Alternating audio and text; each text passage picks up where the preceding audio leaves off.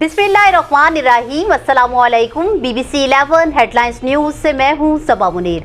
नाज़रीन, आपको अपडेट करें साहिवाल से, जहां हमारे नुमाइंदा खुसूसी शाह ज़ेब जदोई के मुताबिक साहिवाल में गुंडागर्द अनासर की मेहनत कश खोखे वाले से खुलेआम बदमाशी। मुतासरा शख्स ने बताया कि MOR के अमला ने मेरे साथ इंसाफ किया, मगर पुलिस ने बिला वजह मुझे हवालात में बंद कर दिया।